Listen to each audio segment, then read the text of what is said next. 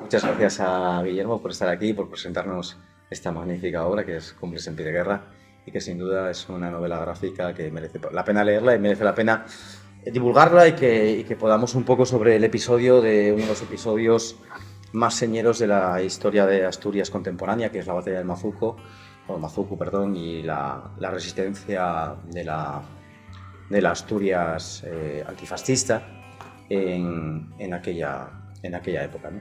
Un poco hablaba con los miembros de la Trócola, bueno, para un poco cómo hacer esta pequeña introducción, para un poco entender el contexto de lo que fue aquella época, que es la Asturias del 36 y del 37, ¿no? En plena guerra de España. Llamo guerra de España porque es una guerra antifascista dentro del ciclo de la guerra contra el fascismo, que supone desde los años 30 hasta 1945, ¿de acuerdo? Aunque mucha gente la llama guerra civil, hay que llamarla también de otras formas y hay que empezar a utilizar otro tipo de vocablos para poder, bueno, ajustarla más bien a esa lucha antifascista y lo que es, ¿no? Todo esto empieza, como sabéis, un 18 de julio y en Asturias empieza un 19 de julio. Un 19 de julio donde las fuerzas militares de Asturias, en una comandancia militar especial que la dirige Aranda, en la fuerza aquí en Oviedo, se subleva, aquí también en Gijón, con los cuarteles de Simancas y Zapadores, y gracias a la resistencia de las centrales obreras se logra paliar esa sublevación que se circunscribe sobre todo a Oviedo, ¿de acuerdo? O sea, Oviedo se va a ser el núcleo de la sublevación militar en Asturias. Y ahí viene uno de los grandes problemas para esa Asturias republicana, que además el Estado republicano salta por los aires, porque se crean comités de guerra en todas las localidades afines a la República, gracias a las centrales obreras, CNT, también el UGT, el PSOE, el PC y las fuerzas afines a la República, ¿de acuerdo? Ahí empieza toda una resistencia que intenta como objetivo tomar Oviedo. Los sublevados van a ir avanzando desde Galicia lentamente y en octubre, el 17 de octubre de 1936, consiguen abrir un pasillo, una vía sacra, por donde ir suministrando Oviedo. Oviedo es muy importante, hasta el propio líder uno de los líderes de la sublevación, que después será el líder del movimiento sublevado, que es el general Franco, que como sabéis tiene una vinculación con Oviedo. Él mismo cederá parte de las tropas que van hacia Madrid para ayudar a esa liberación de Oviedo. Y tenemos por primera vez la presencia de una cosa muy importante que después enlazaremos con mi de Guillermo, que es la presencia por primera vez en Asturias de la Legión Cóndor, es decir, de los aviones alemanes que son necesarios para abrir ese pasillo. Y la guerra civil en Asturias se va a circunscribir una buena parte de esos 14 meses al intento por las partes republicanas de estrangular ese pasillo y tomar Oviedo. Cosa que va a fracasar en noviembre, en diciembre, en febrero, siempre supeditado a las operaciones del Estado Mayor Republicano, que su fin es Madrid y el territorio central. Por lo que Asturias, que queda una parte de Euskadi, Vizcaya, Santander, y porque Santander es Cantabria, y Asturias quedan supeditadas, quedan un poco olvidadas, donde se forman gobiernos autónomos, muy autónomos. Aquí primero hay un gobierno, que es un gobierno del Frente Popular, y después un consejo provincial e interprovincial de Asturias y León, que a partir de diciembre, ya en octubre empieza a funcionar, pero a partir de diciembre va a llevar toda una política de legislación que es muy rica y que verdaderamente hay toda una serie de decretos y de políticas que de facto nos convierten en un territorio muy, muy autónomo. Yo creo que es una de las cosas, una de las reivindicaciones que deberíamos empezar a, ya que antes hablamos de memoria, que deberíamos reivindicar. Bueno, todo esto además en una formación de un ejército que es de milicias, de los sindicatos arman, gracias a las armas que se van cogiendo y que se van suministrando, se va armando un embrión de un ejército que a partir de octubre se va a institucionalizar y que se formará un ejército republicano que irá pasando por distintas fases, ¿vale? Estudiar el ejército republicano de Asturias es bastante difícil porque tiene varias reestructuraciones desde el tercer cuerpo del ejército, pero después cambiará y cuando llegamos a septiembre veremos que, bueno, pues en Asturias operarán el 14, el 15, el 16 y 17. O sea, habrá varios cuerpos, varios grupos que además esos grupos tienen batallones, bueno, hay unas divisiones, batallones, y que a veces, luego podemos hablar que es difícil muchas veces, bueno, pues situarlos, interpretarlos, cambian, etcétera, ¿de acuerdo? Pero lo que quiero deciros es que se va formando un ejército popular. Muchas veces son los militares de carrera, los que ponen el embrión, pero son también gente que viene de milicias, sindicalistas, políticos, los que toman el mando de batallones y de divisiones. Y que a marchas forzadas, gente que ha trabajado en la mina, gente que trabajaba en la construcción, gente que era obrera y proletaria, al final se convierten en verdaderamente comandantes de unidades que, como se explicará Guillermo en su cómic, serán los que hacen frente a las embestidas de un ejército profesional que tienen enfrente, que sí que está institucionalizado, bien formado y bien municionado. Bien, todo esto hasta ahí, ¿no? Es decir, tenemos Oviedo, los republicanos intentan tomar Oviedo, pero las operaciones que hay en torno a Madrid, las operaciones que hay en torno a otros frentes, condicionan al frente del norte. Primero, en menos avituallamiento, menos munición y, sobre todo, menos aviones y artillería, que nos condiciona mucho para las posteriores batallas. Una vez que fracasa el intento de Franco de tomar Madrid, a partir de marzo, con la batalla de Guadalajara, empiezan a pensar, febrero-marzo, empiezan a pensar Jarama, Guadalajara, empiezan a pensar en extinguir la Franja del Norte. Para ello, gracias al apoyo de la Legión Cóndor y de los italianos, la Legión Cóndor, son unos 15.000 hombres más o menos, 15.000 hombres que rotan. Es uno de los primeros cuerpos expedicionarios modernos, ¿vale? que van rotando. Y las CTV, los italianos, que bueno, son unos 70.000, 80.000, pero con material bueno, fresco, bueno, moderno. Y para ello hacen una operación sobre Euskadi. Una operación de Euskadi que va de marzo a junio, en el que los batallones asturianos reforzarán y lucharán en Euskadi, en posiciones como el Soyuve o como por ejemplo en Bilbao, en Archanda. Si visteis la vuelta el otro día, pues pasaron por zonas donde bueno, pues muchos de los batallones asturianos combatieron y murieron, ¿no? Es decir, la batalla de Euskadi fue muy difícil porque ahí los soldados asturianos, los milicianos asturianos, se encontraron por primera vez con una potencia de fuego que era casi imposible de aguantar, que eran los bombardeos de la Legión Cóndor. Se habla mucho de Guernica, se habla mucho de Durango, se habla de otros bombardeos, pero el efecto que tiene las bombas y los ametrallamientos sobre los soldados es verdaderamente impactante. O sea, los soldados verdaderamente relatan ese miedo, ¿no? Y los comandantes también. Claro, todo esto, el ejército franquista avanza, Euskadi cae, en junio cae Bilbao y el Estado Mayor Republicano realiza un par de operaciones en Brunete y luego tiene prevista otra en Belchite como distracciones para poder aguantar el norte. Y aquí está la clave de todo esto, que es en agosto de 1967. Llegamos a agosto de 1967 y el frente santanderino se derrumba. Los italianos hacen una operación de pinza por el puerto del Escudo, cortan en Torrelavega y se produce una desbandada. Una desbandada brutal en el que el 14 Ejército Republicano, que está formado por vascos, también por algunos batallones como el de Adreda, por ejemplo, tienen que poner marcha hacia Asturias, hacia Colombres.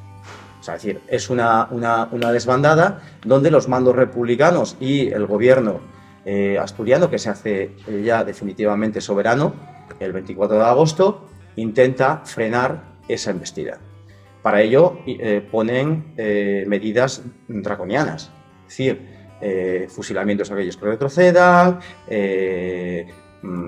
sacar de las reservas todos los soldados que puedan e intentar aguantar bueno, pues un poco la embestida sublevada. Bueno, el ejército sublevado, que va a estar compuesto, bueno, va a estar compuesto por una serie de brigadas, sobre todo navarras, en la parte oriental, y que va a estar dirigido por el general Solchaga, que ya había estado aquí en el 34.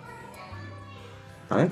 Y también, bueno, planifica la operación Dávila, también Franco, y van a realizar una operación que tenían ya pensada. Es una operación además muy curiosa porque atacan por la parte oriental, es decir, desde Santander, pero también hacen un ataque por el sur, por los puertos, en una especie de tenaza, ¿vale? ¿Para qué? Para bueno, pues intentar bueno, pues estrangular el Frente Republicano. El Frente ya Republicano es el Frente del Gobierno Soberano de Asturias y León, porque a partir de ahora estamos hablando ya de otra estructura. Aunque ellos guardan fidelidad al Gobierno de Asturias y León, hay ahí una serie de cosas muy interesantes que yo creo que da para otra charla y da para cosas muy, muy interesantes, porque creo que habría que estudiar, ¿no? Y a partir de ahí tenéis que entender que unos 100.000 hombres van a actuar en el frente de Asturias, frente a unos 60.000, 70.000 republicanos que pueden poner enfrente. Pero el problema no es solo el material humano, sino el avituallamiento y la retaguardia. Tenéis que tener en cuenta... Y la desmoralización. Y la desmoralización. Aunque es verdad que, y eso podemos después hablarlo, como el frente asturiano no se hunde como el de Santander. O sea, es una de las grandes cuestiones que ellos ven que no se hunden. Y eso se explica también porque, bueno, pues hay una serie de estructuras y de retaguardia que mantiene el frente. Y eso también hay que estudiarlo, no solo la batalla, sino la retaguardia. Pues bien, lo que va a pasar es que finalmente ese ataque de pinza, bueno, va a intentar estrangular, pero se va a encontrar con las montañas asturianas y con la resistencia de los batallones asturianos, que las divisiones que están en el oriente van a hacer una defensa épica en la Sierra del Cuera, donde surgirá la famosa batalla del Mazuco, del 5 más o menos al 20 de septiembre, donde algunas de las posiciones, como el Alto de la Tornería, como el propio Mazuco, bueno, pues van a intentar resistir en las montañas asturianas, entre 1.000 1.500 metros de altura, una tierra caliza, un material calizo, en el que, bueno, van a poder tener una especie como de trinchera natural. Y va a ser dirigido por uno de los, bueno, pues va a ser dirigido por comandantes, bueno, como por ejemplo Carrocera, ¿vale? Que dirige una brigada móvil, pero también hay que tener en cuenta que detrás de todo esto está Linares, que es el comandante de las fuerzas asturianas, y Prada, que es el general que dirige la operación. Pero también está Ladreda, están comandantes de batallón, pues importantes como por ejemplo Manolín, que es el que cierra en la zona de Cabrales y Cangas. O sea, hay toda una serie bueno, pues de disposición del ejército republicano que consigue ir aminorando ese ataque.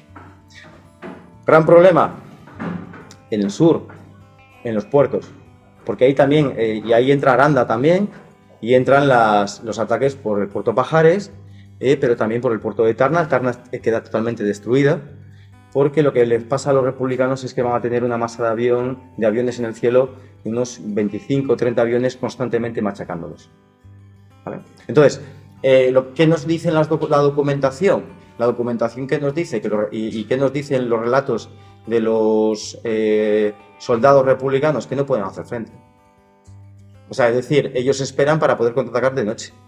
Es decir, la noche o el atardecer es cuando pueden ir rectificando las líneas. Muchas veces se pierden los contactos entre los batallones, tienen problemas de suministros, es muy importante la comida, llega tarde, llega mal, es decir, hay toda una serie de circunstancias, pero a pesar de todo eso, y ahí está el punto ese, ¿no? Del heroísmo, de la firmeza, de esos capitanes y comandantes de los batallones que consiguen alentar a sus tropas para frenar, ¿no? Y la retaguardia, que, pues hay un problema en la retaguardia porque está, se huele la derrota y hay problemas con una quinta columna incipiente.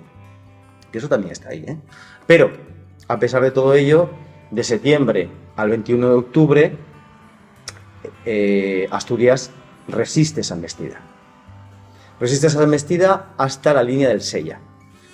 La operación de la línea del Sella es más o menos el 16 de octubre, es cuando los sublevados con las brigadas navarras, 5 brigadas navarras, apoyadas por la Legión Cóndor y por tropas regulares, o sea, que traen tropas regulares, traen moros, expertos en lucha, y entonces verdaderamente gracias a ese empuje van consiguiendo coger cotas. La lucha es muy pésima, porque lo hablamos antes, ¿no? El Turbina, hay un montón, el Benzúa después, son posiciones que se toman a degüello, y se luchan, ¿no?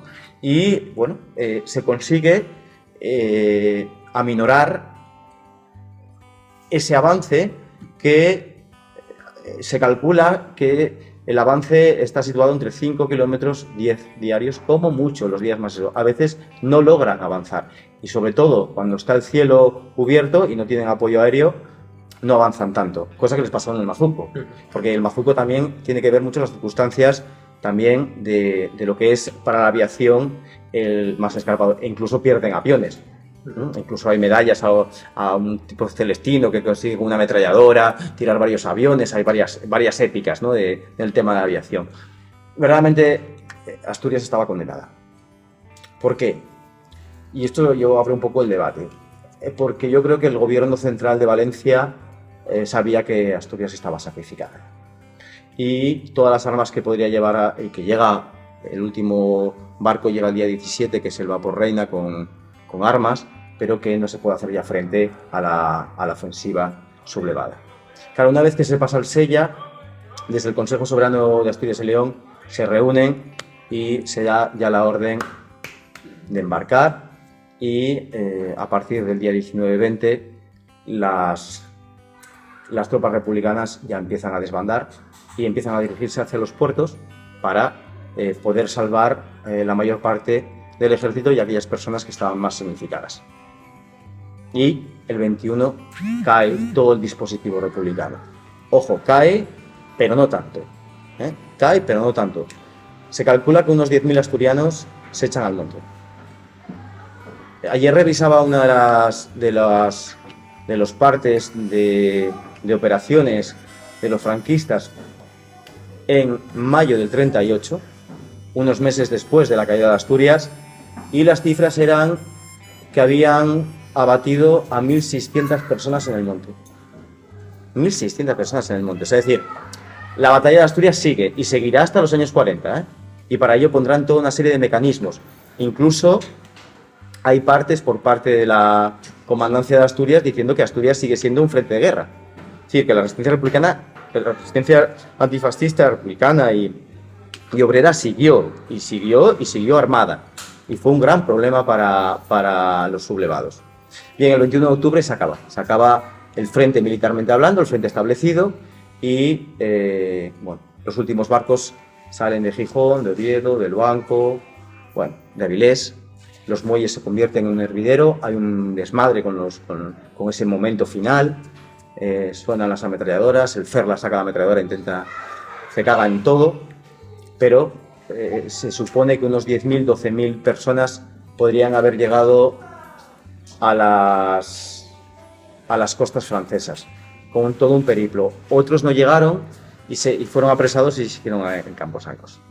Todo esto, y ya dejo paso a Guillermo, todo esto deja paso a una historia que es la historia de una resistencia antifascista, y como tal tenemos que memorizarlo y tenemos que hacer un relato sobre ello y tenemos que llevarlo y que sea una cuestión, bueno, pues yo creo que forma parte de nuestra lucha antifascista. Es un episodio que debemos tener en cuenta y debemos relatar. Y por eso es muy importante la obra de Guillermo, que está muy bien documentada, Pocas veces he visto yo, y eso te lo digo de verdad, un cómic tan bien documentado de una batalla que es difícil por la orografía, por la situación del ejército en esos momentos, y también que podéis ver la vida de los soldados republicanos y la vida de los soldados asturianos en ese frente. Muchas gracias.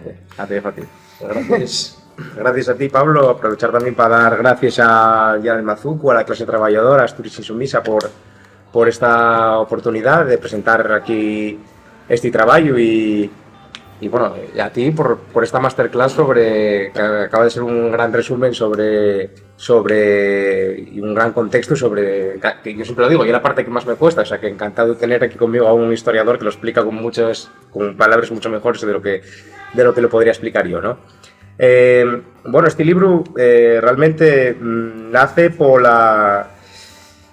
por ese interés de saber cómo realmente había sido la batalla del Mazuco, ¿no? A todos nos resonaba, ¿no? De alguna manera, yo creo, en el imaginario popular, común, la batalla del Mazuco, ¿no? Incluso muchos habréis subido allí al acto que se fae anualmente, el aniversario, el recuerdo de la batalla, ¿no? Y bueno, yo que siempre tuve mucha vinculación con el oriente de Asturias desde niño, a pesar de que yo soy de la Felguera, de la cuenca minera, siempre me llamaba la atención que mi padre me contara sobre esta historia y que muchos felguerinos, langreanos, gente de vecinos míos, vamos, aunque un par de generaciones antes, hubiesen ido a luchar y a morir en aquellos montes, ¿no? Entonces, el primero que quería saber cómo realmente había sido esa batalla era yo, ¿no? Y por consiguiente compartirlo con el resto de la gente, ¿no? Y para ello fue indispensable contar con personas que, como tú, os dedicáis a atesorar toda esta información, a investigar y que, bueno, que me sirvieron de muy buenos asesores para recopilar toda esa información. Yo veía que de alguna manera faltaba el recopilarlo todo, ¿no? De alguna manera estaba esa información esparcida por aquí y por allá. En algunos momentos había que ir a buscar microhistorias, quizá a los pueblos, anécdotas pequeñas para enriquecer ese relato, ¿no? Pero yo de alguna manera lo que vi que podía tener utilidad este trabajo era para hacer ese compendio de todo ello a un nivel más detallado de lo que fue en concreto la batalla del Mazuco, que antes mencionabas, cómo Manolín defendía la zona de Cabrales y demás. Claro, llámase batalla del Mazuco como algo simbólico, porque estratégicamente el pueblo del Mazuco, que existe como tal, ese pueblo y el pueblo más alto del concello de Llanes, era un poco la vía de paso, vamos, digamos, el punto estratégico a defender para que aguantara todo el frente, ¿no? Y por eso toma la línea del frente el nombre del Mazuco, ¿no? Pero todo ese frente no era solo el Mazuco, ¿no? Hay que imaginarse una batalla al estilo de las de Napoleón, donde todo ocurrió nada más que en esos montes, sino que ocurría desde la costa hasta los picos de Europa, ¿no? Yo de alguna manera centréme un poco más en lo que había sido el Mazuco, porque de alguna manera tenía más relevancia, ¿no? También digamos, el punto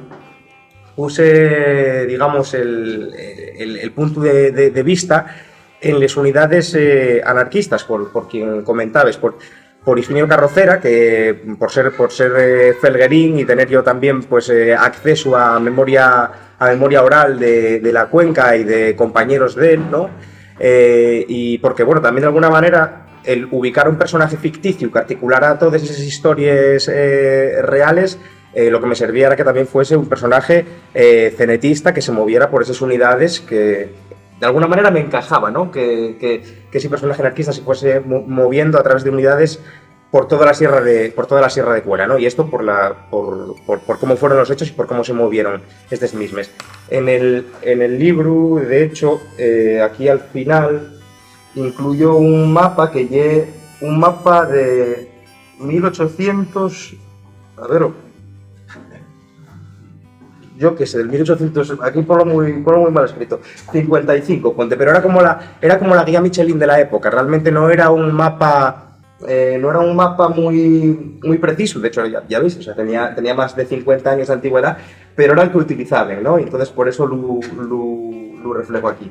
Y esta línea roja, pues, que veis aquí, es sencillamente el recorrido que fa ese personaje, y ese recorrido no es tampoco aleatorio, ¿no? Sino que es un recorrido que yo tracé después de haber hecho la investigación sobre el mapa y haber ubicado sobre el mapa dónde habían ocurrido los hechos más importantes, ¿no? Y una vez tenía eso, pues ya lo siguiente era coger a ese personaje y crear una historia con él para que de alguna manera fuese espectador, partícipe, protagonista de los eventos más importantes y también de esas microhistorias que no por ser más pequeñas son menos importantes, porque de alguna manera también reflejen lo que tú hablabas, ¿no? La cotidianidad, reflejen de alguna manera, yo creo que la parte más humana de la guerra, y eso también era un poco la intención que yo tenía, ¿no? El no quedarme en un relato historiográfico a grandes rasgos y tal, sino que de alguna manera la novela diese pie a que el lector conectara con los personajes, que hubiese bueno, no sé, un entendimiento, ¿no? con ellos, nos pusiéramos al fin y al cabo hablando, claro, en la piel de sus personajes, ¿no? Entonces, bueno, eso era un poco esa intención, el planteamiento general de la novela. Bueno, yo si queréis sigo tirando, y si no, si en algún momento tenéis alguna pregunta, a mí me gusta que lo hagamos así. Yo también hice muchas charlas antes de tener el cómic hecho, donde yo pues, hablaba y demás, pero también creo que lo suyo, en este momento en el que habrá gente que ya habréis podido leer el libro y tal, pues ya también dar pie a conversar sobre él. Así que si en algún momento tenéis ganas de preguntar cualquier cosa, pues yo encantado de hacerlo de una manera así como si fuese un coloquio entre todos, ¿no? Más cosas que podría comentar. Pues a ver, Jaime, pensarlo. Déjame pensarlo. Hay algunas curiosidades. Yo no soy historiador, yo soy como oficio soy dibujante, ¿no? Soy formado en artes, lo mío y el lenguaje de cómic, las viñetas y demás. Siempre me interesó mucho la historia, mis trabajos suelen ser trabajos que traten sobre la memoria histórica en diversas épocas, no tienen por qué ser la época de la guerra o de la guerra del 36, de la guerra de España. Pero todo este proceso de investigar a mí hízome también de alguna manera convertirme de manera autónoma un poco en historiador. No quiero decir como tal, pero bueno, un poco yo creo que sí, ¿no? Porque de alguna manera tuve que aprender lo que es el método histórico, cómo cuando encuentres un dato informativo tienes que triangularlo con otras fuentes para que eso de alguna manera sea un hecho veraz que tú puedas narrar como tal. Pero luego también encontré con otras sorpresas, ¿no? Dentro del mundo de la historia, y es verdad que vale más lo que diga un parte que lo que diga la memoria oral. Yo, por lo menos, eso puedes contrastarlo tú como historiador, no sé qué opines. Bueno, a ver, eso ahí... Lo que pasa es que la memoria oral muchas veces pues pensamos que se distorsiona y que como es oral, pues... Pero muchas veces la memoria oral tiene... Yo siempre digo, es el parte escrito es el hueso, la carne, la materia es la memoria oral, claro. Y entonces yo creo que hay que tirar sin la oralidad y sin el relato oral no podemos construir un tipo de trabajo como el que hiciste tú. Tal cual, yo creo que se complementa. Y a mí las cosas que más me prestaban era cuando yo encontraba una biografía de un combatiente o de cualquier persona que hubiera estado allí, y de repente luego pues me lo reforzaba un parte de aviación, ¿no? Ese dato y otra cosa más, ¿no? Y decía, pues esto tuvo que ser verdad. Pero luego hay otras historias, como por ejemplo, que son historias extraoficiales. y voy directo a hablar de la participación de las mujeres en el frente. Claro, si tú tires de partes y tires nada más que de lo oficial, eso no lo vas a poder respaldar a través de partes. ¿Por qué? Porque era realmente un tema extraoficial e incluso ilegal dentro del... ilegal podríamos decir, ¿no? Dentro del ejército. El hecho de que hubiese mujeres después de la militarización del ejército, donde esas mujeres que al principio de la guerra habían sido milicianes, oficiales, incluso con paisanos bajo su mando, después de esa militarización fueron relegadas, desde mi punto de vista injustamente, ¿no?, a la retaguardia, a labores de enfermería o de cocinas o demás. Pero claro, lo que obtenemos a través de la memoria oral es que extraoficialmente, aunque cobraran como enfermeres o como cocineres, seguían ejerciendo funciones de oficiales y seguían entrando en operaciones militares con los dos grupos de afinidad. Y esta información en concreto facilitómela Luis Miguel Cuervo. A ver, el tema de las mujeres, nosotros ahí en la Trócola sí que encontramos mujeres en el frente de Euskadi, ¿eh? Sí, claro. Y bueno, y está en los partes, ¿eh? O sea que hay... Pero eso antes del 36, antes de... No, el 37, el 37 incluso. Sí, hostia. Cosa que nos llamó mucho la atención. Está aquí Paco que ahí... O sea, nosotros... ¿Tienes partes de participación de mujeres? Sabémoslo por las bajas. Las bajas se puede ver por herida o por muerte y también por las nóminas. Porque claro, no cobraban ellos, cobraban sus familias, ¿no? Pero salen los partes de las nóminas. Y tenemos registros, hay registros de mujeres combatiendo hasta agosto del 30. Nosotros encontramos hasta agosto del 36. Pues No sé si hay un parte de seguimiento, pero bueno, mi parte tiene razón de que se puede reduciendo, pero no ocurre.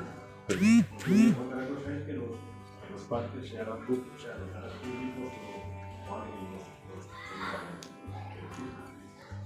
yo por pena no llegué a que me asesoraran a todo el mundo, porque hubiera sido lo suyo también haber... Claro, yo llegué hasta donde pude, pero por lo que veo me perdí buena información aquí. Pero claro, eso por ejemplo era algo que veía más que oportuno reflejar, aunque no hubiese ese soporte documental detrás, ¿no? Hay otras cosas. Vamos a ver. Antes tenía por aquí fichado algún momento que he visto que era también importante abordar, pero como no me apunto nada y vengo a echarles así con ellos sin preparar, pues tócame pasar por estos apuros. Bueno, hay algunos momentos, hablando más de cómo te afecta, de cómo te ha abordado el tema militar. Al fin y al cabo, yo no estaba puesto en todo este tema militar, no era ningún experto, pero bueno, tuve que profundizar en ello, tuve que saber bien cómo representar la uniformidad de los batallones, de los personajes, al fin y al cabo. Y bueno, hay algún momento, como por ejemplo en estas páginas, que si la enseño así descontextualizada, como que asusta, porque está cargada de texto, ¿no? Pero a lo largo de las 125 páginas ya veis que hay otras que no hay todo así, ¿vale? Que hay un poco de todo. Pero estas páginas era importante también meterles, porque de alguna manera hay información que utilizo para compartir todo lo que llegué a... toda la información que llegó a mi mano, ¿no? Y hablando de temas como por dónde se movían las unidades y demás, pero bueno, también aprovecho estas conversaciones tan completas para reflejar, por ejemplo, las relaciones que había entre los combatientes asturianos, los combatientes gallegos, los combatientes vascos. Como tú bien sabes, había un clima de hostilidad. Y eso también es importante, creo que hablemos del Pacto de Santoña y... Pues sí, antes no lo dije, pero el Pacto de Santoña es fundamental porque, bueno, el ejército vasco, parte del ejército vasco, no todo, porque luego también hay mucha mitificación, porque luego dicen, no, los vascos también combatieron, ¿no? Y ahí, bueno, y ahí está un poco, pues, bueno, las unidades de, ¿cómo se llama? La Rañaga y toda esta gente, ¿no? Bueno, cómo combaten, ¿no? Y también parte también de restos del ejército de Santander, gallegos que llegaron. Sí, bueno, sí, las relaciones eran difíciles, sí. Claro, por explicarlo un poco así por encima, en agosto del 37, todo lo que lle el Eusko Gudarostea, el ejército vasco, que era de mayoría nacionalista del PNV, ¿no? Que ya existía por aquel entonces. Pues este ejército, una vez que cae ya lo que viene a ser Euskadi, pues ellos ya sienten que esa lucha de alguna manera ya no ellos corresponde, ¿no? a los que vienen a ser los nacionalistas como tal. Entonces en Santoña se rinden al ejército sublevado, a las tropes italianes en concreto, a través del Vaticano empiezan a establecer una serie de relaciones para, a su vez, a espaldas del gobierno republicano, pues rendirse en masa, y a través de esa operación, pues eso contribuye a que se perdieran, no sé, decenas de miles de efectivos de lo que era el ejército del norte. No sé ahora mismo la cifra concreta. No, claro, el ejército vasco, a ver, unos 10.000 gudaris en efectivo son gente muy bregada. Yo tengo mi propio eso, realmente no tenía nada que hacer porque realmente el corte por el escudo y la dirección de los italianos estaban embolsados también. Estaban embolsados, o sea, realmente, a ver, siempre se dice, ¿no? Pero realmente el gran problema fue el escudo. Y hay un libro de un paisano que es de Santander que tuvo una Avilés, además, y todo. El paisano cuenta que cuando su unidad está en el escudo y vienen los italianos, que tienen que recular porque ni las fortificaciones, porque estaba fortificado el escudo, ¿eh? Entonces ellos, claro, tenéis que ver que la masa de aviones que llegaron a poner encima del escudo fueron unos 100-150 aviones, ¿eh? No quiere decir siempre, pero sí en rotación, más artillería. Pues claro, las tropas santanderinas eran mucho más bisoñas que las asturianas. No habían entrado tanto en combate como las asturianas. Las asturianas estaban muy bregadas, ¿eh? De ahí la resistencia asturiana. Es decir, los asturianos habían tenido el octubre, muchos de ellos, habían tenido la sublevación que habían ganado, habían tenido Oviedo y habían tenido Euskadi. O sea, eran tropas muy, muy bregadas. O sea, el corazón de muchos de los batallones asturianos, sobre todo los principales como Carrocera, que Carrocera, por ejemplo, está en la zona del Monte, está en la zona de Capruñana, incluso están muy bregados. O sea, ellos ya tienen claro, pero los santanderinos son muy bisoños. Entonces, bueno, pues claro, pero claro, hubiese sido diferente, pero... Pero bueno, yo esto lo comento porque también para entender un poco el contexto, ¿no? Sí, y de hecho, a mí llama la atención que llega hasta el día de hoy. Yo cuando estaba planteando este trabajo, decíame un colega de aquí de Gijón, ¿y qué vas a decir de los vascos? Porque mi abuela siempre tiene un dicho, una expresión que quedó, corren como gudaris y tal. Y yo, hostia, me sorprendió que esto llegara a día de hoy, ¿no? Pero claro... Bueno, pero Peñablanca Reola fue el que... Claro, a eso iba, que realmente mi intención en el libro no lle sajalos y meterlos todos en el mismo saco por igual, sino que obviamente pues hago hoy también honor a esas unidades que sí que llegaron a Asturias, que principalmente eran comunistas, anarquistas y socialistas, y que estuvieron en la batalla del Mazucu codo con asturianos, cántabros y leoneses, ¿no? De hecho, hay un personaje que llega a Barri y un gitano vasco que va en motocicleta por ahí por el frente, que es un poco la representación de esa amistad entre el protagonista con un vasco, que en este caso es también libertario, ¿no? Entonces, bueno, todo eso era parte del caldo de cultivo de ese momento, e incluso hay algunas anécdotas que se rescaten cuando llegaron a Santander,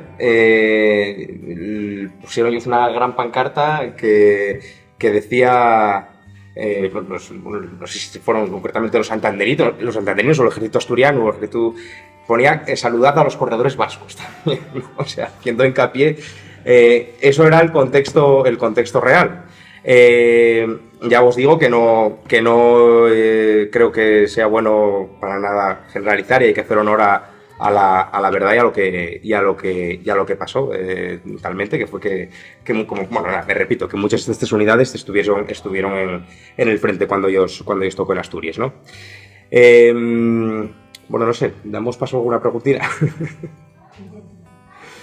Vale. Yo quiero hacerte una pregunta. Sí. No, que nos cuentes un poco cómo fue ese, cuánto te llevó todo el. Yo te decía antes, ¿no? Y yo creo que lo difícil, ¿no? Que hacer un cómic ya es difícil ya, ¿no? Pues yo que no sé dibujar, pues ya es difícil, ¿no? Pero hacer un cómic sobre la batalla del Oriente Asturiano y sobre el Mazuco, a mí parece ya una cosa heavy. Porque lo que te decía antes, ¿no? Es que son tantas las unidades, tantos los relatos, tantas cosas que, joder, que llegué jodido. Porque llegué como. Entonces, ¿cómo fue? ¿Cuánto tardaste? ¿Cómo fue? Claro, yo pude llegar hasta donde pude. También es verdad que yo creo que hay cosas que se me habrán quedado en el tintero. Me hubiera encantado haber llegado hasta la más mínima historia que me hubiera podido contar un paisano en un pueblo, obviamente, pero bueno, no pudo ser.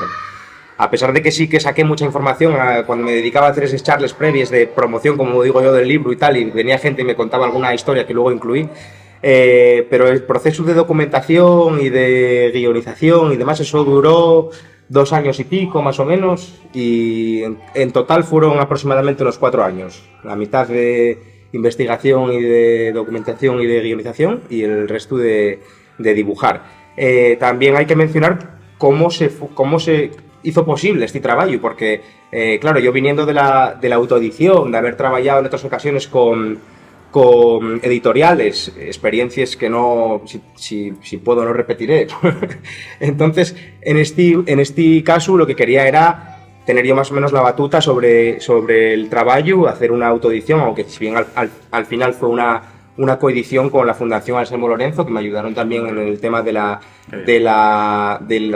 asesoramiento, de la documentación, y que me ayudaron a la hora de divulgarlo, ¿no? Y además creo que, por lo que vos decía de esa indagación dentro de los tropes anarquistas, lo veía también como una especie de estudio libertario, que es a lo que se dedica la Anselmo Lorenzo, ¿no? Entonces quería que estuviese también en su catálogo.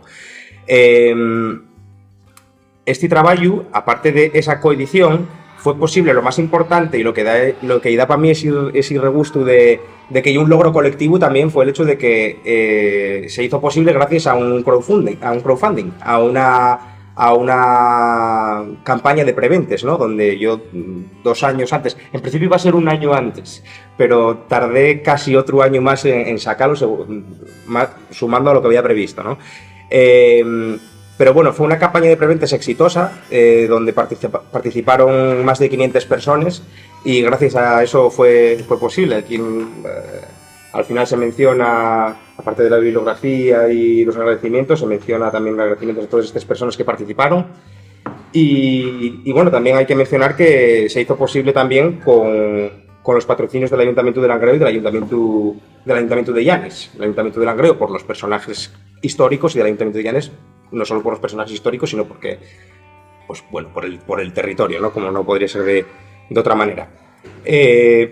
Entonces, bueno, eso fue como se llevó a cabo, porque realmente sacar un álbum autoeditado, una tarea imposible, ¿no? Entonces son unas herramientas que la verdad yo nunca había utilizado, pero que me sorprendieron lo bien que pueden funcionar para cualquier tipo de proyecto del que exista un interés común, ¿no? en la gente, y eso a mí sorprendió ver que realmente la gente quería que se hiciera el proyecto y había ese interés, ¿no? Bueno, eso es un poco por contar cómo se logró. Luego, a la hora hablemos ya de la documentación, hablemos de esa investigación. Pero claro, luego lo que me atañe a mí personalmente, ¿no? Que luego muchas veces en las charlas yo de lo que menos hablo, porque yo qué sé, porque al final con lo que más comuniques y con la historia en sí, ¿no? Que es un poco lo que nos interesa a todos. Pero claro, el medio, el lenguaje, y el medio divulgativo, el lenguaje y el lenguaje de cómic, ¿no? Yo para hacer, por contaros un poco cómo y el proceso, para hacer cada una de estas páginas, lo primero que me tocó hacer fue una página de guión, al estilo de un guión cinematográfico, donde se especifica, en este caso, ¿no? Lo que va a pasar en esta viñeta. Sale un oficial a caballo haciendo una parada, haciendo una parada a caballo, sale un oficial, o sea, es una descripción, ¿no? Del guión, de cómo va a ser la viñeta, y bueno, aparte aparece los textos, ¿no? Los bocadillos en sí. Entonces todo eso me servía a mí como notes a futuro para luego ya trabajar con total comodidad y lo más rápido posible, ¿no? Dejarme el trabajo bien más cabo a futuro. Después ya cuando tocó hacer lo que viene a ser la página, pues primero se hace un pequeño esbozo, lo que se llama un storyboard, ¿no? Después de ello, lo que hacía era maquetar cada página, preparar les viñetes, preparar los bocadillos, preparar los carteles, y una vez hecho eso, pues ya imprimir y primero hacer el lápiz, luego para guardar ese lápiz, sí, claro, estoy ya muy técnico, cosa mía, pero para guardar ese lápiz, volver a escanear y a imprimir ese lápiz. Bueno, esto no sé si contar porque es demasiado técnico, pero bueno, cuéntalo. En un tono azul, porque al dejar el lápiz en un tono azul, después en tintes encima, y al volver a escanearlo puedes quitar el azul, y una vez ya escaneado todo, se vuelve a maquetar, se meten los textos y se colorea. Para el color, lo que fue el primer tercio, digamos que está totalmente hecho por mí, sin ayuda. Y los dos últimos tercios fueron con la ayuda de dos compañeros, Ilustración y Pablo Barrio, que se prestaron a colaborar, contratados, ¿no? conmigo para llevar a cabo ya todo, porque, como os decía, tuve casi un año de retraso porque no sabía dónde me estaba metiendo. No, ya está. En cuanto, aparte ya de cuestión artística, de cómo se hace, ¿no? Que yo ya la edición de un modelo. Pero quiero decir, en cuanto a la documentación que cogéis de la historia que cuentas, ¿no? En cuanto a lo que es historia. Yo veo que este tipo de novela gráfica, cómic, llámalo como quieras, sí. ¿Alguna vez te trajo algún problema, me refiero, de que al ser así, no es decir, no es un libro, no haces un libro, una historia, sí. Ya está. Sí. Pones ahí otros cuatro libros de referencia y no pones aquí y ya está, el libro, que si te quitó alguna vez, no sé cómo llamarlo, algún tipo de trabajo que te quitaran el rigor histórico de la... Que lo desprestigiaran por ser un lenguaje de cómic. Por ser cómic, novela gráfica, lo que sea, y no un libro como por su sitio. No sé si... Bueno, podría decir sin tampoco dar nombres, porque ni siquiera me la resbaló. Pero porque ni me acuerdo, porque me la resbaló realmente. Pero tuve en algunas ocasiones... Sí, no, lo entiendo perfectamente. Sí. Y en la universidad, que igual se interesa tal, o a un grupo de historiadores o de investigadores y tal, presentas eso y muchas veces dices, hostia, como si estamos hablando de cómic de esquina, ¿no? No, pero puedo decirte, yo por ejemplo presentélo en Madrid con Jefrema, en el centro asturiano, y venía enfrente a una tropa de historiadores pero vamos, de la Virgen. Con la metralla ahí. Pero de la Virgen. Y bueno, ahí tragaron todos, nadie me lo dijo a la cara. Si alguien lo pensó, nadie me lo dijo a la cara. Pero bueno, yo era algo que ya contaba con ellos desde un principio. De hecho, Guillermo Tabernilla, que fue un asesor que de hecho y un gran investigador de País Vasco, y él hizo aquí el texto para la contraportada, fue un poco con el que hablé de este tema. Porque él, a pesar de no ser historiador de profesión, Tabernilla es un gran... solo salta un caballo, sí, en cuanto a... Y entonces él asesoró mucho en cuanto a lo que fue el ejército vasco y demás, bueno, un poco de todo, ¿no?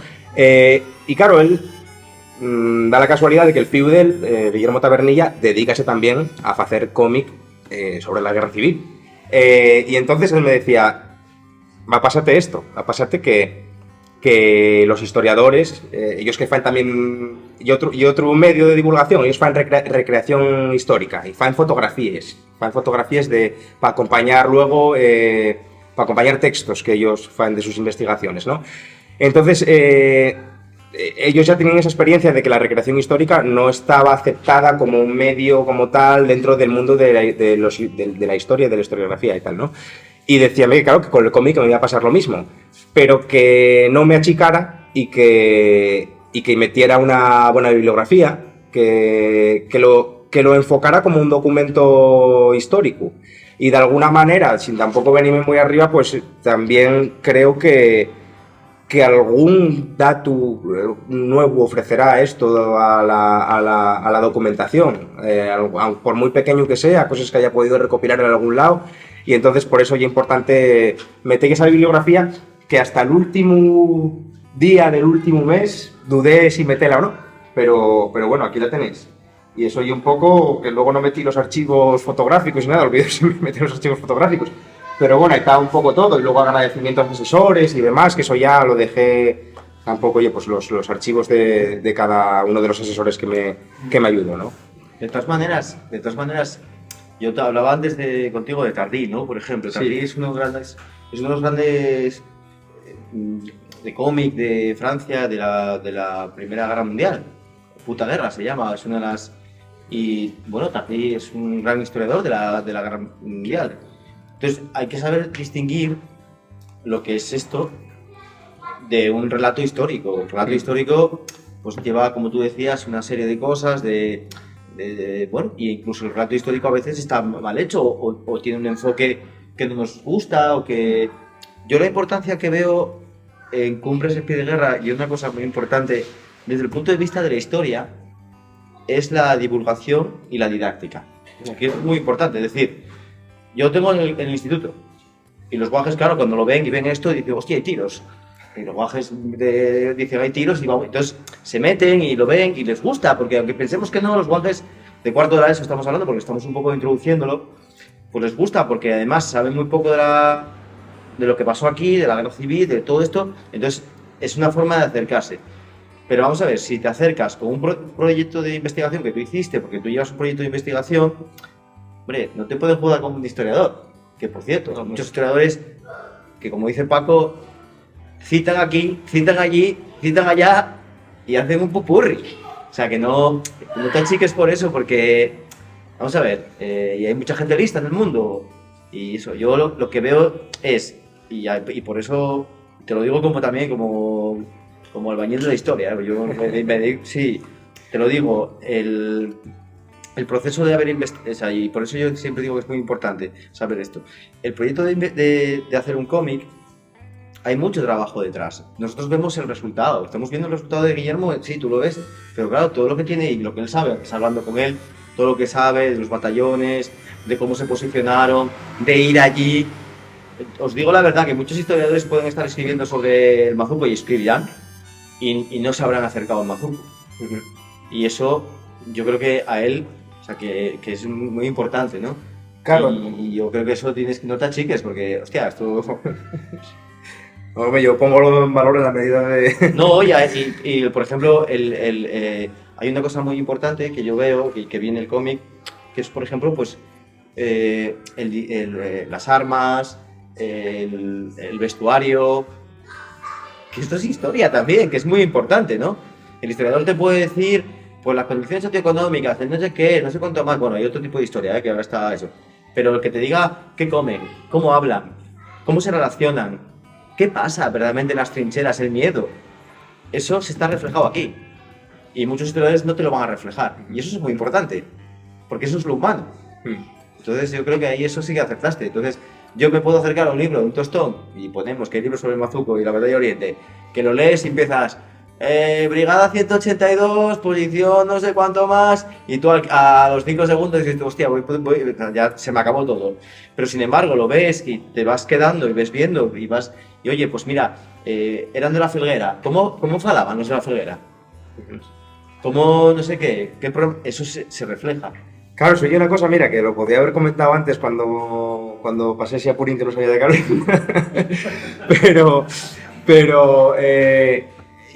Fue un enfoque también muy importante, el enfoque lingüístico, ¿no? O sea, cómo representarlo. Yo, por ejemplo, La balada del norte me parece una obra increíble. Es una referencia para mí. No, la batalla del Mazuco está influenciada por la balada del norte. Sin embargo, yo decía a Zapico, o sea, que va, joder, que yo echaba de menos que hablara más en asturiano. Hay un momento en el que sale la palabra gaitán en el primer tomo y digo, joder, que me daría una atmósfera de realismo que todo esto estuviese expresado con tal cual se expresaron, ¿no? Entonces eso fue uno de los esfuerzos. Y es muy importante porque ¿qué falaban en el frente? Claro, claro. El castellano perfecto. O sea, ¿qué falaban? O sea, falaban, bueno, pues amestado, asturián, pero no falaba el... Claro, y no quita que no haya personajes que sí que hablen en castellano, o en castellano de Bilbao, o en gallego de andar por casa, como digo, siempre hay un esfuerzo porque no sea tampoco demasiado, que fuera comprensible para el castellano parlante, pero que siempre estuviese ahí un poco como la identidad, ¿no? Reflejada en el habla.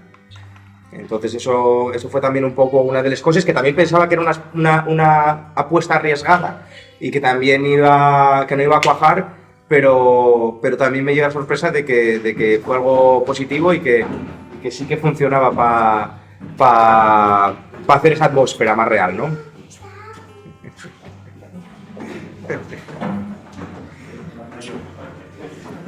El batallón ahí... Les iba a contar una cosa de ella ahora. Sí. O sea, que quería un cuento sobre guerras. Que me costó buscar cuentos sobre guerras. Bueno, yo creo que llevamos ya casi una hora. No sé cómo lo lleváis vosotros. Sí. Si alguien quiere... Yo daría paso si alguien quiere hacer alguna pregunta ya ahora de verdad, pues que disparéis y... Al momento de hacer el guión, ¿tenías una idea más o menos de dónde iba a ir? ¿O crees que al investigar eso te fue dejando los huecos? ¿O ya cuando tenías la investigación dijiste, vale, ahora que tengo todo, puedo hacer una línea argumental más o menos para...? Hombre, había hecho guiones, pero no uno tan grande, ¿no? Entonces también tenía miedo de enfrentarme a, un planteamiento general de eso, de una presentación, un nudo y un desenlace, ¿no? Eso daba mucho miedo también hacerlo, el que hubiese historias paralelas que también te conectasen con los personajes, como está el tema de la carta y tal, por ahí que en segundo plano, ¿no? Entonces, bueno, eso fue una cosa que tuve que decir, que de alguna manera sí que lo enfoqué desde el principio, pero que bueno, que tuvo sus cambios como ya natural a lo largo del proceso, pero sí que tenía un poco un planteamiento desde el comienzo. Pero también lo digo muchas veces, que ese planteamiento ya estaba dado por la propia historia, yo tampoco tuve que inventar gran cosa, porque cuando me estaba rompiendo la cabeza en a ver cómo lo hago, de repente dije, meca, pero si aquí ya está cuál es la motivación que tienen, cuáles son los personajes, cuál es el final, el por qué faen esto. Realmente era, bueno, tú hablándolo antes, reseñabas que era para ganar tiempo para fortificar el Sella. Yo, como relato, funcionaba además el hecho de que yo creo también era uno de las motivaciones de esa resistencia, que se hablaba de esperar el invierno y tal, era también permitir la evacuación de civiles, ganar tiempo para permitir la evacuación de civiles por los puertos y de personas significadas, ¿no? Entonces eso y un poco también ese planteamiento de la propia historia personificado en estos protagonistas que son ficticios, pero que bueno, que también hay los que son reales y demás, ¿no? Entonces un poco eso, no sé si te lo respondí bien. No sé, a ver si a alguien se le ocurre algo más. Iba a preguntar lo mismo de Paco, porque precisamente siendo hija de quien soy, si me oyera y está ahí abajo me mataría. Yo misma pensé, ¿en serio un cómic sobre historia? Yo me lo cuestioné, compré, lo leí, pero yo me lo cuestioné. Y la segunda duda que tenía era, ¿tiene salida? ¿Tiene público? Porque, bueno, pues tener un público que sea la gente muy fiel al cómic y a la novela gráfica, o gente muy interesada en historia, pero más allá de esos dos bloques de público, hay público. Bueno, yo puedo decirte lo que sé, que tampoco tengo un gran estudio de mercado hecho, pero por ejemplo cuando estaba en les preventes, que fue a través de la plataforma de Berkami y tal, cuando ellos tienen la base en Cataluña, y ellos hay un momento cuando están haciendo esa promoción del libro que lo lancen a todo el público, no solo al público que yo ya arrastraba conmigo, sino que lo lanzan a todo el público. Y me decían que funcionaba, que había interés más allá de las fronteras de Asturias. Y bien es verdad que yo creo que la mayoría se distribuyó por Asturias. Por fuera también me tocó enviar a mucha gente de fuera de Asturias, vamos. Es que yo creo que hay una cosa que nos pasa aquí, que todavía el cómic histórico está muy establecido en Europa. En Francia, nosotros utilizamos mucho cómic, pero es que el cómic histórico en Francia está establecido desde hace muchos años y pegó muy fuerte siempre. Entonces, quizás aquí vamos un poco con retraso, ¿no? Pero yo creo que interesa tanto a los historiadores. Pero yo creo que nosotros, yo te digo como historiador, a mí me interesa un cómic como me interesa porque no solo eres historiador, sino que también te interesa cómo se plasma un artista una cuestión histórica, o sea, es muy importante. Pero otro tiene una cosa que es la didáctica. Es que este libro, es que te lo digo, yo este libro es que este año que tengo cuarto de la ESO, lo voy a utilizar, o sea, voy a coger y voy a explicárselo a los chavales. O sea, ellos van a ver esto. Como por ejemplo con la Revolución Francesa que utilizo, o Tardy que lo utilizo. ¿Y por qué? Porque, bueno, pues les interesa y a la chavalería cada vez lee más cómic. Sí, que es verdad que la chavalería cada vez que... Entonces, bueno, yo creo que es muy importante que además a través de esto puedan conocer la historia. Joder, si se tratan unos bodrios que en Canal de Historia o no sé, digo la película esta de Napoleón que fue un bodrio y piensan que hay historia, pues entonces esto sí que está muy bien, yo creo que... Y hay mercado, yo creo que sí, ¿no? Sí, la intención era un poco, o sea, respondo las dos cosas, porque la intención era un poco esa, crear algo que fuese divulgativo, que no fuese así, que fuese un poco para todos los públicos, ¿no? Y yo pensando en mí mismo, como que yo no creáis que soy un gran lector, yo leo para cuando me toca tener que leer para documentarme, cuando me interesa algún tema, leo, pero no soy tampoco un gran lector, ¿no? Entonces, incluso pensando en mí mismo, decía, vaya, me gustaría que esto llegara a mí en formato digerible, ¿no? De alguna manera. Y luego, respondiendo también a la distribución que yo tuve, que era una distribución muy pequeña, al principio sí que hubo como unos, aparte de esos 500 de los preventes, hubo 600 ejemplares que rotaron por distribuidores alternativos de mano de la Fundación Anselmo Lorenzo, y en total habrá habido más o menos unos 2000 y pico ya colocados con una distribución muy pequeña. Yo creo que si hubiera sido más grande, pero bueno, eso forma parte del también controlar yo el libro y de alguna manera ver remunerado ese esfuerzo de 4 años, ¿no? Porque También, en el momento del que... Yo también digo una cosa, este libro se va a convertir en un hito dentro de la batalla. O sea, dentro del estudio de Asturias, de la Guerra Civil de Asturias, ahora tenemos un hito. Hostia. Y es que no hay. Es que verdaderamente, mirar, sí, podemos tener muchos libros de historia. Está muy bien, pero nos hacen falta cómics, novela, película, o sea, cosas que sean divulgativas y que lleguen. Y entonces esto se convierte en un hito, porque no lo hay. A mí esa señora que subió ahora por ahí, Eugenia, me pidió una vez un cuento sobre guerras, que nos escuchó hablar de la guerra, no sé lo que es la guerra mundial, no sé qué dice ella, preguntaba, ¿qué es una guerra? Claro, tú lo explicas totalmente, pero cómo con su imaginario y su pensamiento concreto ella articula, ¿no? Bueno, yo buscando, como loca, cuentos sobre guerras, un cuento sobre historia que hablase sobre guerras, no había manera, Es que, no encontré claro, nada, de nada. Y es que en Asturias, Para edades, claro, en Asturias, por ejemplo, y un poco diciendo, vamos a ver, es verdad que el cómic sobre la guerra civil está mucho más extendido hoy en la actualidad, y hay mucho ya hecho, pero es que en Asturias no lo hay. Sí está la Bala del Norte, pero la Bala del Norte es otra cosa, y es otra cosa muy concreta. Pero un cómic de una batalla antifascista en Asturias, tan importante porque está en el relato y en la memoria colectiva de las personas, no estaba. Y entonces, que Guillermo haya hecho este cómic y que ahora en Asturias tú vas a una biblioteca y tengas este cómic, pues es un hito, porque no lo había. Entonces, bueno, yo te animo a seguir haciendo, porque es que hay mucho que hacer. Y no solo de la guerra, sino del 34, si dices la Felguera, pues la Felguera, pues hay mucho que tirar en la Felguera. O sea que, y sobre todo, desde la perspectiva que tú haces, ¿no? Desde una perspectiva antifascista, obrera, de abajo, no desde arriba. Antes hablábamos de este hombre de Habana del Norte, pues él lo hace de otra forma. Y además está muy influenciado por los franceses, está en un nivel, pero yo creo que también hace falta un cómic popular y desde abajo, que nos falta. Sí, la idea es hacer un acercamiento popular, como Claro. que dices, y sobre todo humanista, ¿eh? Humanista, bueno, y Que no sea tampoco... Igual que, no Sí. sé si estoy pidiendo que hagas un cómic y eso, pero bueno, idea. Cosa pequeñita. Yo creo que cuando empieza todo esto, luego el ejército se hace poquita, ¿no?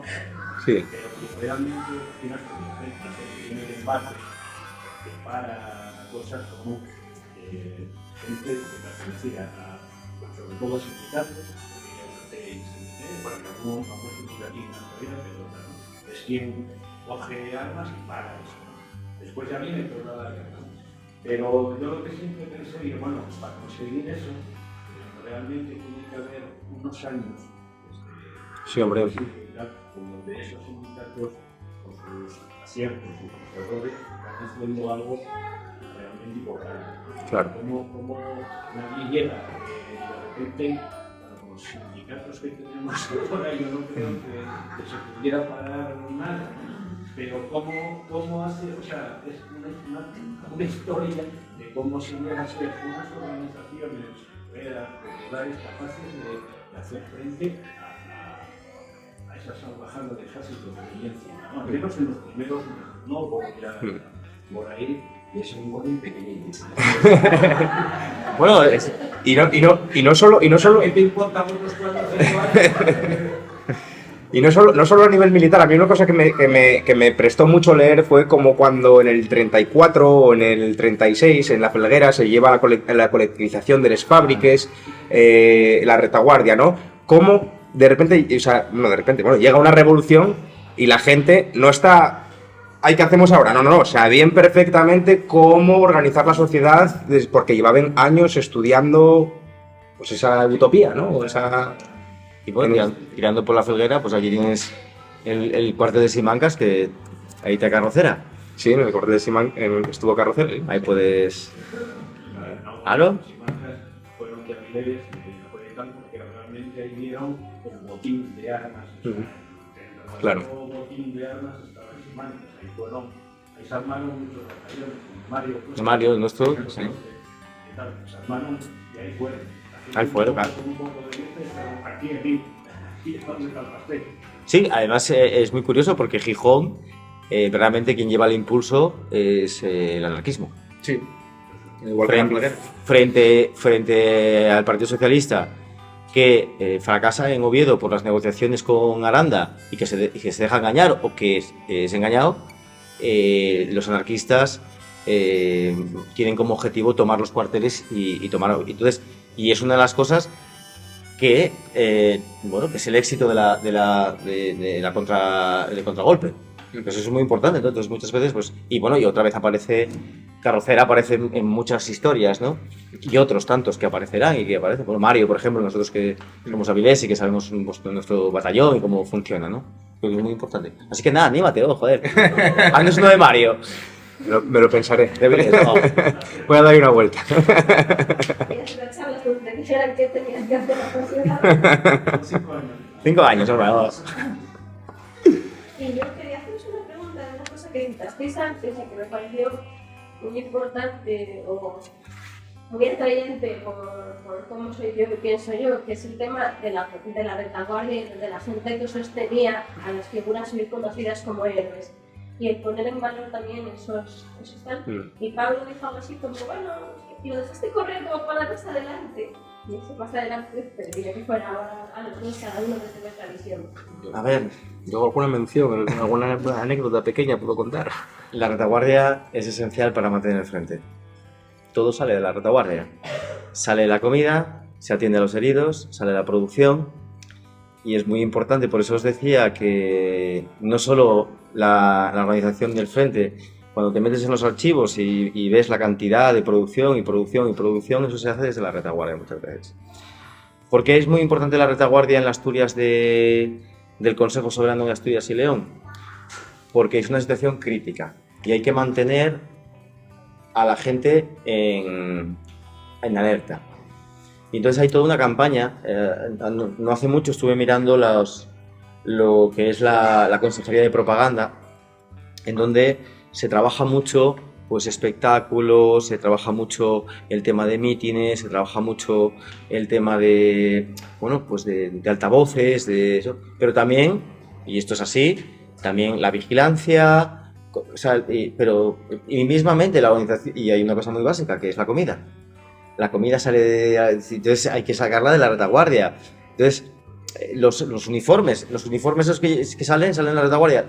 Las latas de conserva, porque las latas de conserva que comen los republicanos, las sardinas que salen de las fábricas de Candás o de las fábricas salen de la retaguardia. O sea, le damos poca importancia a la retaguardia porque, bueno, pues que hacemos una historia militar, siempre estamos condicionados. Mira, estamos condicionados por una historia militar. Y entonces esa historia militar absorbe, porque es lo de siempre. Pero verdaderamente lo que sustenta todo y lo que sustentó verdaderamente que esa resistencia fue también la retaguardia. Entonces, bueno, pues hay que hacerle... Y ahí entra también el papel de las mujeres, por supuesto, que sustituyen a los hombres en las fábricas, en los puestos de trabajo, que eso no le damos tampoco... Y vuelvo a decirlo, en otros sitios hay mogollón de trabajo sobre ello. Llegamos tarde, estamos un poco en retardo, o sea, estamos ahí todavía un poco... pero bueno... Y a mí aquí me hubiera encantado haber reflejado toda esa parte, que es algo enorme, ¿eh? Igual es también, o sea, da para otro tomo. Pero claro, yo aquí ¿qué quería hacer? Quería hacer una experiencia más o menos inmersiva. Entonces tenía que decantarme y al final narrar la batalla, pues también venimos de esa tradición de que la historia viene muy condicionada porque se cuenten las batallas y se olvida todo lo demás, ¿no? Pero bueno, hay algún guiño a, por ejemplo, historias de mi abuela, de cuando mi abuela tenía a mi abuelo en el frente del sur. O sea, era la madre de mi padre, ¿no? Pero ella aquí, desde la cuenca, iba al frente a los frentes de los puertos, al frente del oriente, con jerseys que hacía ella en casa. Y llevaba jerseys para los combatientes. Y bueno, historias como esas, y vienen en tren, arriesgándose por su propia cuenta y tal, historias como esas, pues imaginaos todo lo que podría haber. Cualquier mínima cosa que necesitaban de todo, pues se salía todo de allí, claro. Gijón era un hervidero. Gijón había periódicos, escuelas, todo. Gijón era un hervidero. Gijón fue verdaderamente... sostuvo, porque Gijón era un hervidero de todo. Pues claro, la retaguardia, pues pocas veces... Yo cuando vamos ahí al archivo ese maquiavélico que hay en Oviedo, que hay unos rollos ahí que tienes que ver, una gran importancia no es lo del ejército, sino es la retaguardia, las consejerías, consejería de industria, consejería de agricultura, consejería de propaganda, consejería... Esas consejerías tienen un montón de documentación sin ver. Y esas ahí está mucho del meollo. Por ejemplo, hablábamos del Consejo Interprovincial de Asturias y León, hablábamos de los decretos que lanzaron. Toda la política que hay, eso lo tengo hablado con Paco, de toma del poder efectivo. Se habla mucho del Consejo Soberano, ¿no? Pero toda la toma del poder efectivo, Asturias Asturias no tuvo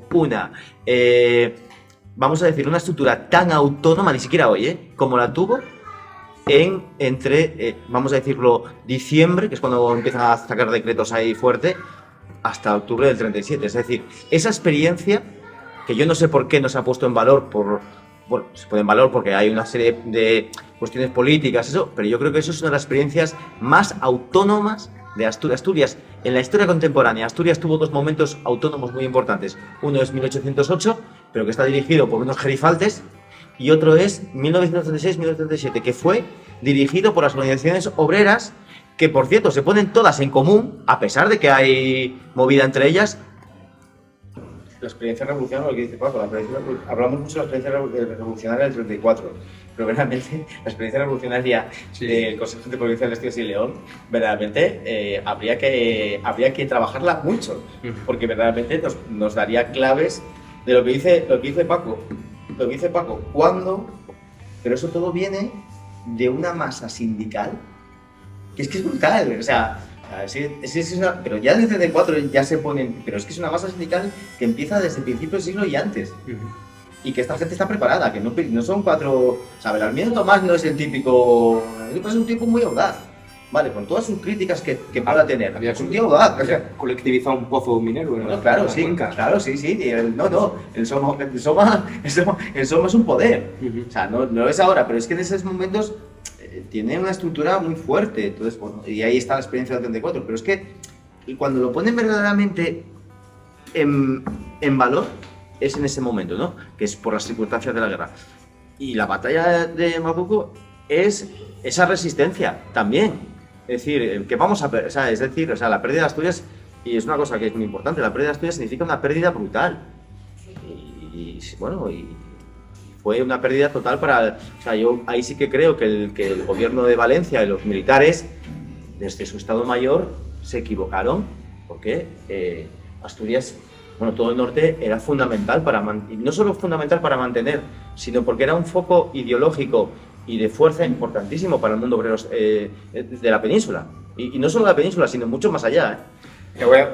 Está ligado a lo que dices, y voy a leer, igual lo dejamos ya como broche, porque Vale, sí. estamos ya... bueno, lo que escribe Guillermo Tabernilla, que está directamente ligado con lo que dices, el primer párrafo. El Frente Norte tuvo su final en Asturias en el otoño de 1937, constituyendo uno de los episodios más relevantes de nuestra historia y el verdadero punto de inflexión de la guerra al dejar en manos de los rebeldes la industria y los recursos de la franja cantábrica. Para que os hagáis la idea de la importancia que no se da y que realmente tiene. Muchas gracias a todos.